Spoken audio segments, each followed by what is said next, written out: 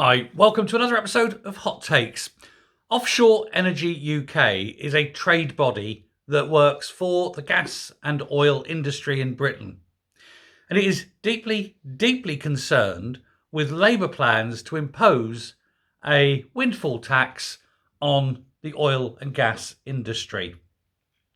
They're saying with the limiting of exploration licenses, with the current pressures against them for environmental reasons, with various laws being brought in, that they're already finding it very difficult to produce and attract investment in the field. They say there's much investment is needed. They're doing their best. They do keep investing, but a lot more investment is needed, and they want to create many more jobs. However, with any threat of a windfall tax coming, that's money that would otherwise go to investment instead going into government coffers, which of course we know would be wasted on rubbish. And so they're saying that this would not only threaten investment, it would threaten existing jobs.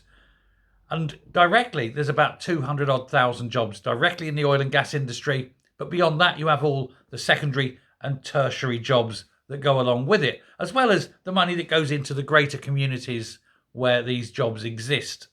It is a huge web. It affects everyone. Not least, of course, anyone who's got a private pension, for example, because pensions, the big pension funds, they're the major shareholders in these oil and gas industries. People say, oh, look, all the oil and gas industries are making all that money for their shareholders, not realising that just about everyone in Britain is a shareholder either directly by holding shares in the company or by having a private pension, which now most people do to some extent. And these pensions are the shareholders. What this government failed to realise is that we, the people, are not stupid, despite how they like to think of us. They don't realise that we know what's going on, and that any kind of major windfall tax that will damage one of Britain's most profitable industries is not good, both for the industry, for the investment in the future of that industry, and for the pensions of everyone in this country. So why are Labour doing it? Well, presumably because they are going with that mantra of you will own nothing and you will be happy. We need to destroy. Let no one be content. Let no one be wealthy. Let no one have power. Make everyone subservient to the state. If we can control every aspect of your life, then we control you, ultimately. And that's why they're doing what they're doing. They're trying to control the energy supply. They then try to control the food supply. They'll then try to control the money supply. Eventually, you will be drones. This is what is attempting to happen. You must resist it. But this body, which represents over 400 companies, says that this must be rejected. It cannot be allowed to stand. If it does, it could put a death nail into the whole of the oil and gas industry. There's so many pressures, both from national government at Westminster, but also the SNP government are making life difficult as well. They're closing Grangemouth and they're refusing licenses for this and licenses for that. They don't want to put in planning permission for pipelines and so forth. So there's an astonishing anger for some reason against one of the country's biggest money earners for simply existing. And yet the irony is, if it didn't exist, we would buy exactly the same amount of oil just from abroad, and then would have to pay to get it in and pay all that extra oil burnt in the ships to get it over. So it's not even an environmental issue, is it? And until they can find an alternative for oil, we're stuck with it. But that's what happens.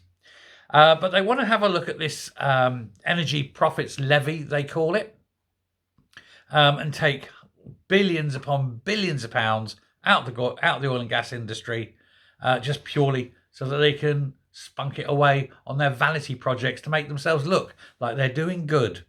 What you've got here in the Labour government is a bunch of people who really haven't got a clue what they're doing. Opposition is easy. Power is hard, and they don't know. They've got no direction. All they know is the more money we have, the more options we get. And that's where they are. And it is a dangerous situation. They keep saying, oh, but we're going to use this money because we want to set, they want to set up GB Energy, and then we can go all green. No, you can't. Absolutely, no, you can't. You haven't got enough energy in this country, green energy, to power a town, let alone every car in Britain. You haven't got the wind energy, the solar energy, you've got none of that. The solar panels themselves are really dirty to make. The car batteries, really dirty to make. The weight of the cars will destroy the infrastructure of the roads. You can't then park all these existing car parks, multi-story car parks will have to be limited because of the weight of the cars. They'll crumble, crash, burn. There's all sorts of problems, and that's before the between 250 and up to possibly 500 billion pounds that would be required to replace the entire national grid. And that's only for homes and cars, never mind industry. It is a joke. These people who run this country now literally haven't got a clue. And it worries people. It's dangerous, it's stupid, and it is ultimately destructive to everything this country stands for. And yet they're going to go ahead and do it because that's how little they think. Reject it, for heaven's sake. But GB Energy, it's going to be set up anyway, but they don't know where. Probably in Scotland, but even then, they don't know where. And its aim is to eradicate our need for oil. These people don't understand that petrol is a waste product. The internal combustion, well, not the internal combustion engine, the petrol engine was invented specifically to burn petrol. Because after they cracked it, they had all this petrol left over and they didn't know what to do with it.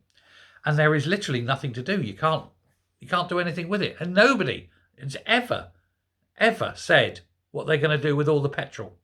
If there's no petrol cars, you can't store petrol. It's incredibly dangerous. And you can't release it into the atmosphere because that's actually worse for the atmosphere than if you burnt it. So what are you doing with the petrol? Do tell. Answers on a postcard to Keir Starmer, my arse, London. He hasn't got a clue either. But he wants to tax the oil and gas industry because he wants to destroy the oil and gas industry and every other industry. Then we'll all be given our little food vouchers, housing vouchers. You're allowed one packet of peanuts a week voucher.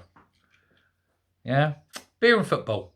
Orwell summed it up. Give them beer, give them football, and they don't care. Well, we do, you know. Thanks very much for listening. Take care, speak soon, and just don't let these bastards get away with it. Bye.